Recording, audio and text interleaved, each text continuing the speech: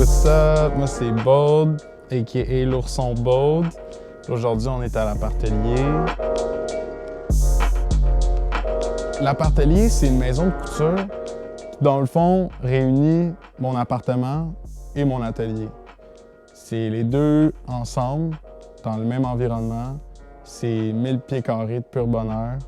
Quand j'ai commencé à coudre, c'était pas vraiment pour me lancer dans l'entrepreneuriat, c'était plus parce que j'avais pas envie de ressembler aux autres. J'avais envie d'avoir mes propres affaires à moi. Puis mon but avec, dans le fond, les cagoules, qui est mon premier produit, c'était vraiment qu'on puisse pas me reconnaître, genre.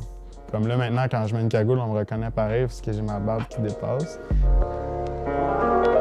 Je me suis dirigé un peu dans le cuir. Fait que ce que je fais, c'est que j'ai des tucs, que je pose des étiquettes en cuir dessus. Je les arrange, je mets ma sauce. J'ai des petits porte-cartes. J'ai commencé à faire des comme de porte-clés que j'appelle un leech, en fait. C'est plus comme une ganse en cuir où tu peux mettre tes clés.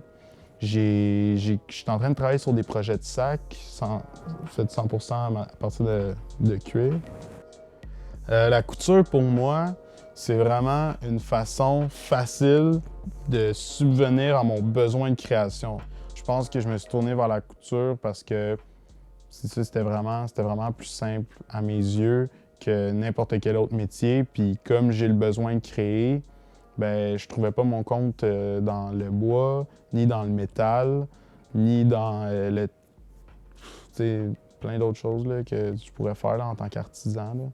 Parce qu'il faut comprendre que moi, je suis un gars, puis je suis pas un designer. Genre. Je me considère vraiment pas comme un designer de mode ou whatever. Fait que j'ai pas comme la réflexion de comme le style puis le design. Je pense que mes produits sont plus dans l'utilité, tu sais. Mettons, mon processus de création est beaucoup dans la construction, dans la faisabilité du projet que j'ai envie de faire, que dans le design de l'objet, dans le choix des couleurs de tendance.